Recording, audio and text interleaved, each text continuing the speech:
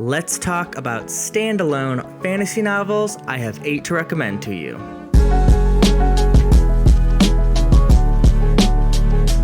Andy, why are you holding this big old microphone to your face? Well, I'm waiting for a new tripod to come in the mail, and the angle just didn't quite work with my mic on the mount, and so now I'm just holding it. So for a little while, I'm just like a news reporter reporting the news on your local, I don't know, ABC whatever affiliate. Breaking news! Standalone Fantasy is here. How corny was that? Pretty corny? Anyway, let's get to talking about what we're talking about today, which is standalone fantasy novels.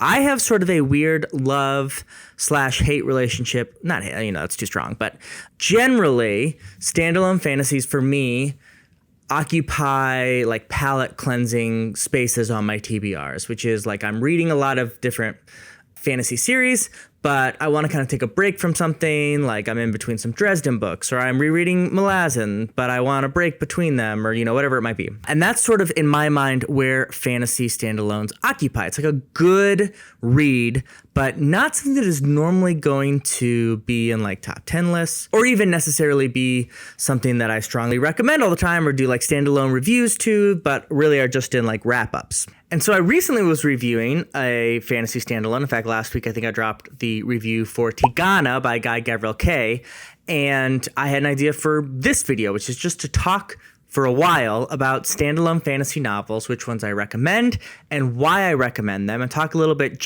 more generally about fantasy standalones. I don't think there's any sci-fi on here.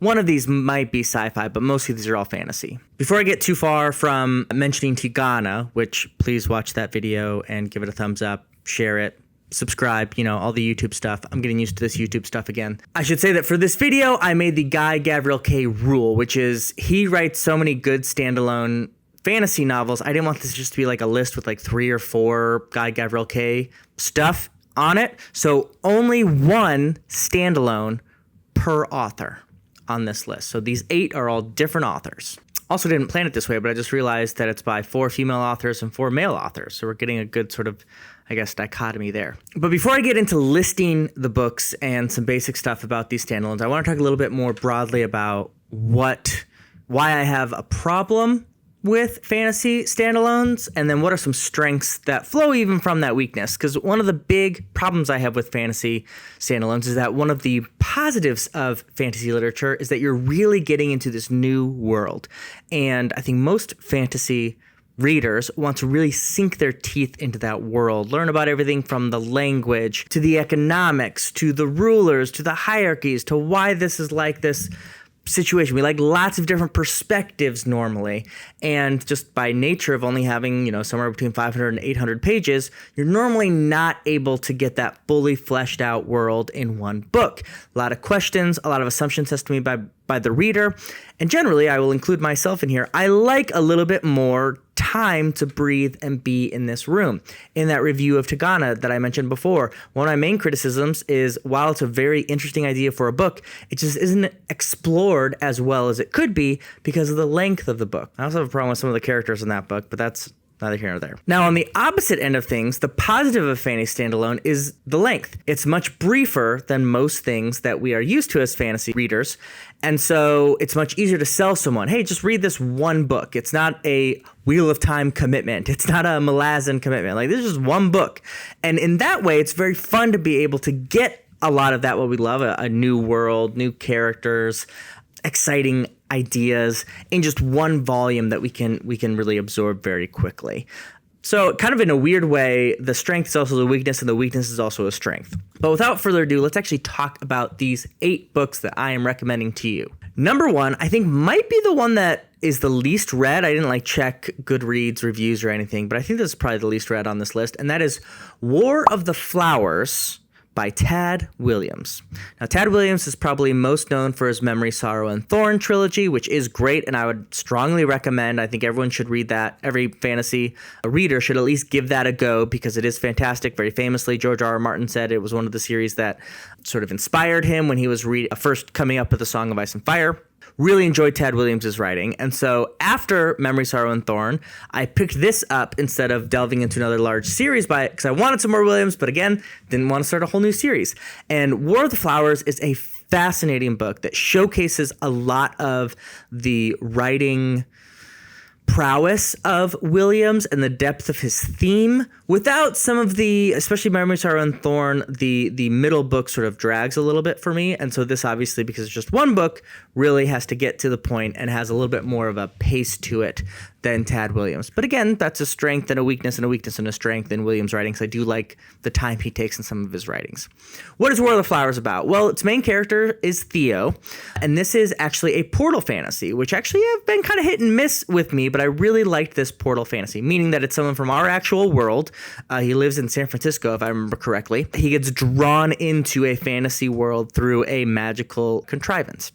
And speaking of the deep themes in this book, I will say that it deals with death. Theo loses a couple people that he loves. A theme that I don't see a lot in fantasy novels that is really well explored here by Williams is a miscarriage, and how that is a very unique, hard kind of sorrow and grief.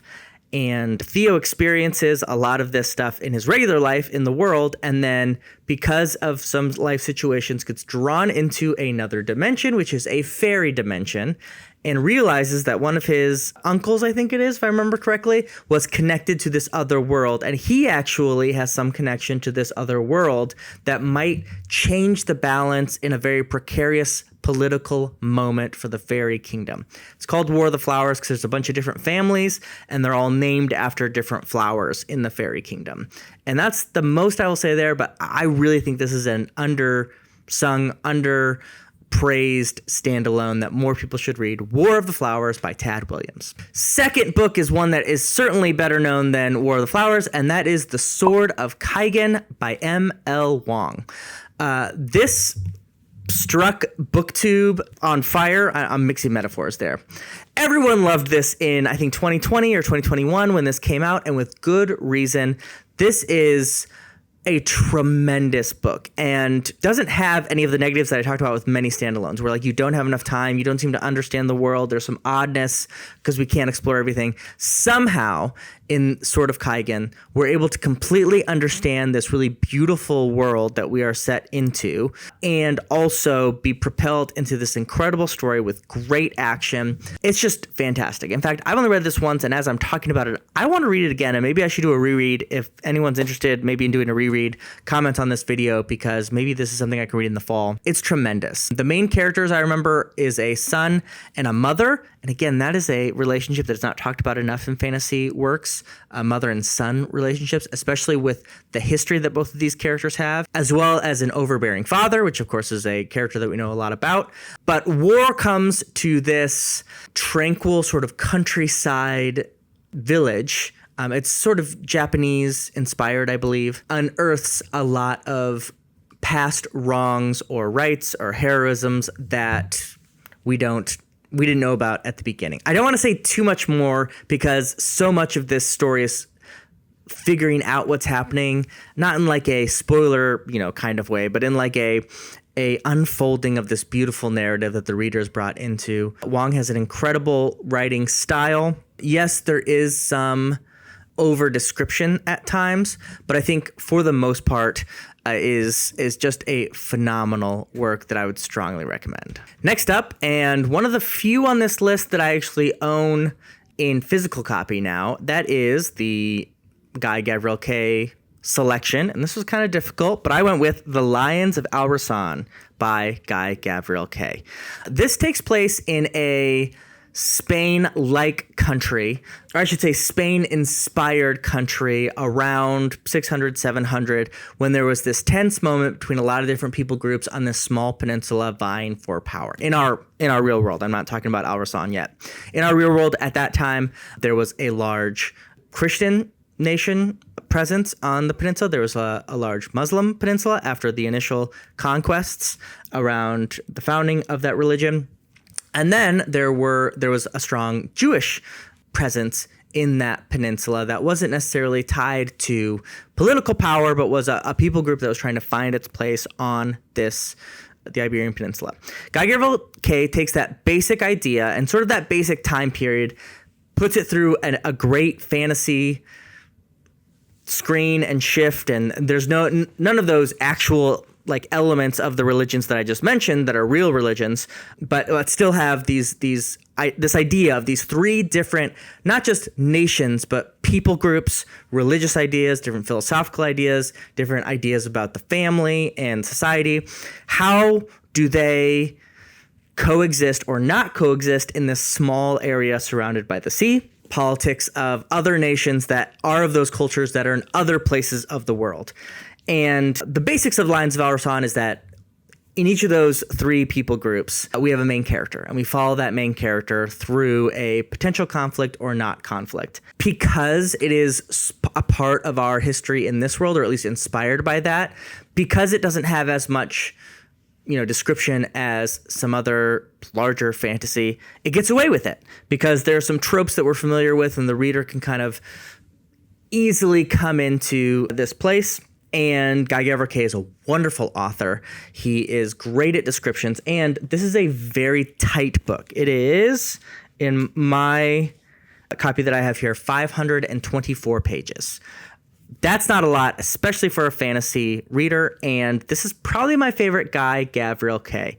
Strongly recommend if you haven't picked this up. It's fantastic, and there's a really, really good thematic punch at the end that I think you will enjoy if you pick this up. Now listen, I know I do a little bit of Sanderson bashing on this channel, and do I feel a little bit vindicated with Wind and Truth and sort of the semi-backlash against his complete supremacy recently? Yeah, I do. I'm going to be honest. I feel a little bit of that. But what I'm not going to say is that I have not enjoyed Brandon Sanderson writing, because I do. I really like the Mistborn trilogy. Elantris is very fun, and actually I considered for a minute on this list. He's a really fun writer that is propulsive, easy to get into. He has really fun ideas, especially around magic. I cannot not include him on this list. There are a couple good standalones that he has. I mentioned Elantris is really good. Warbreaker I actually quite enjoy. But my favorite is actually probably the shortest. This might even be just a novella.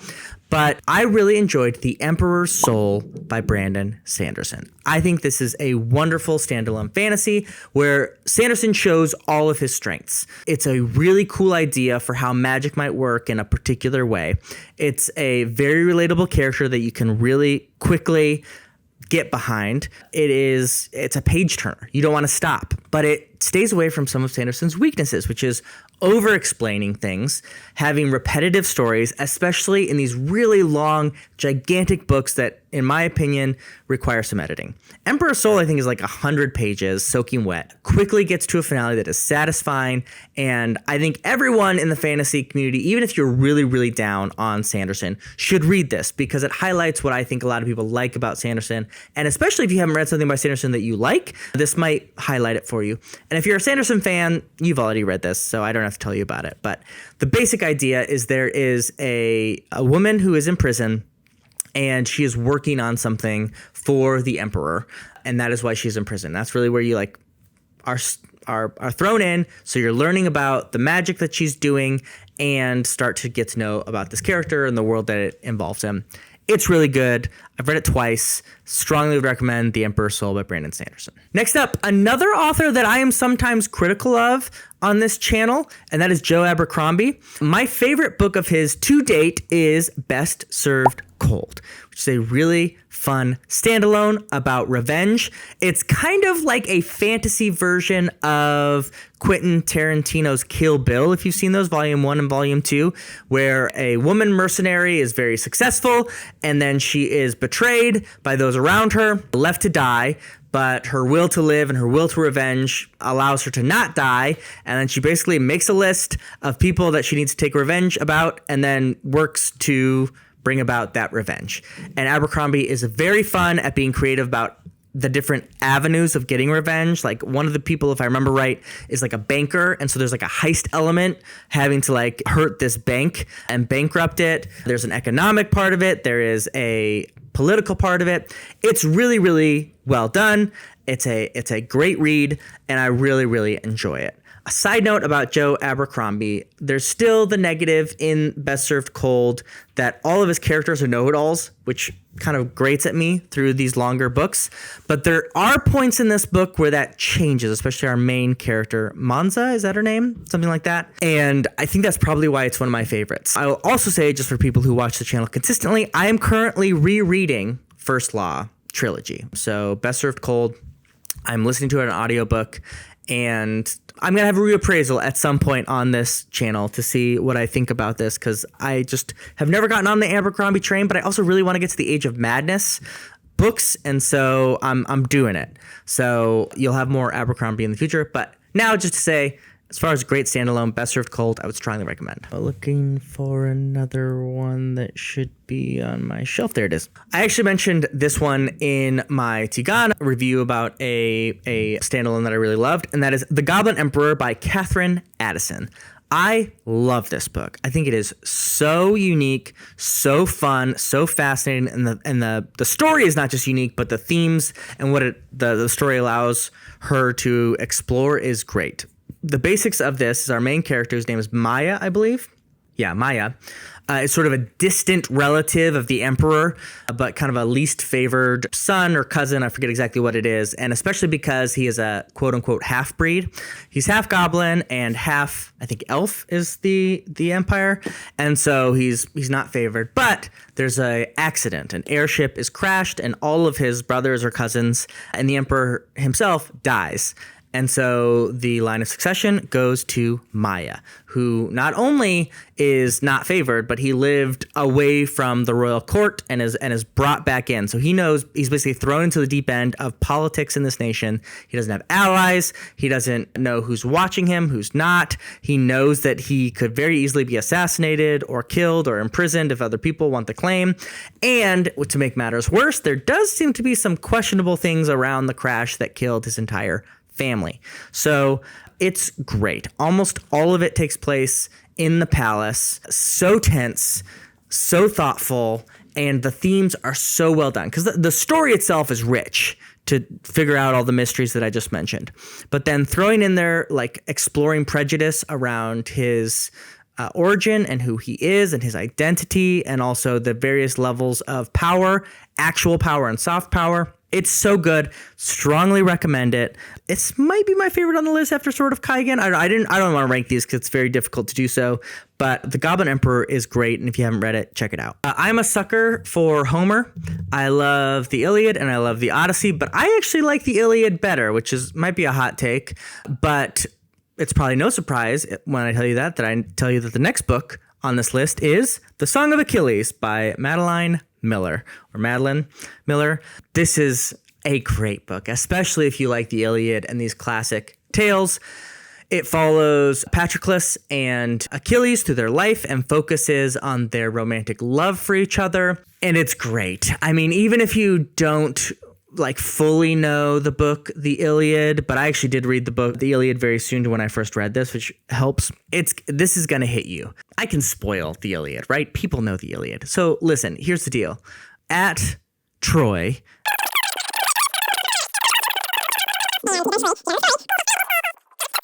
the man who he thinks is Achilles, but actually Hector of Troy is killed. All that to say is, this breathes so much human life into that story, especially the love story between Patroclus and Achilles, and it's just tremendous. I love this book. Can't recommend it highly enough, especially actually on both sides. If you love the Iliad and the Odyssey like I do, is this classic tale of heroism and drama and war in our sort of collective history. Or if you don't like those at all and don't know anything about it, this is a great way to learn about those and kind of feel an entrance and an ownership of that in our modern day. So Song of Achilles is great. Number 8, the last one, and this might be somewhat controversial. Not controversial, but I think people might disagree with me on this because this book had a real mixed reaction or mixed reception. And this author has become somewhat of a lightning bolt on book 2, but for me, Babel by R.F. Kuang is an excellent book. I think it is in China. A young man in China or Hong Kong is discovered by this Oxford professor as this very smart, potentially interesting man, and is brought to Oxford to become a student and learn about linguistics and specifically sort of the power innate in people's languages and the written word and translating the written word. It's great for a couple of reasons. One is I think the world is very, very fun. It's academic fantasy for sure. So you get a little bit of the Harry Potter feel where you get to know this school and the different levels and the different years of schools and the cool classes they're taking and this cool library, which I just enjoy. I love. Two, the themes are so interesting because it really has a colonial underpinning of the reason that our main character and many other main characters in the book are brought to Oxford is not just because they're smart, but because they are smart foreigners. And the English or this particular school wants to take their knowledge and sort of make it their own, or at least profit from it. And only they can give it to them. So there's this real strong colonial theme that I think is great. And third, there's an incredible amount of linguistics that is discussed here. And if you ever studied linguistics, that is like the study of language, not like a specific language like Spanish or, Italian, Chinese, like the different verbs and conjugations, whatever. But linguistics is the study of actually how language works in the mind, how grammar is invented and how it's fluid. And Kwong really works with that in a fascinating way. I loved it. I think it's profound. It's very thoughtful, and it might be actually tough, but in a good way. I think a lot of fantasy authors might be challenged by it, but I think that's really good. This is actually the only R.F. Kuang I've read. I haven't read Poppy War, which a lot of people read when it came out, sort of where she had her notoriety. And I haven't read Yellowface, which is her, I think, contemporary fiction follow-up to Babel. But I would like to read more of her in the future. And I just know Babel is really, really good. In closing, just maybe to get the people going, let me say a book that I did not put on this list that I think people will be upset about. But I'm going to be honest. Susanna Clarke's Piranesi, I find to be overrated. I know. I'm so sorry. It's fine. Guys, this book is fine. There's an interesting element, and the mystery is both in the style and also the substance of the story. But I have seen this on top lists all over the place, and I just don't understand it. So if someone wants to tell me why this is a top book, let me know. This is going to get me in trouble, but I think it's somewhat of a gimmick book. Once you know the story and you know the mystery and you know why it's there, it's kind of okay. I don't know. maybe it just wasn't for me, but this is not on my best standalone list. And I would say all of these 8 books that I mentioned before are better than Piranesi by quite a distance. What do you guys think of standalone fantasy novels? What are some ones that I missed here? What did you think of the books that I mentioned? Do you think any of them shouldn't be on this list? Do you want to yell at me about my Piranesi take? Probably some people want to do that. I'm excited. Let's talk about it in the comments. Also, please give me a thumbs up and subscribe. First in, last out.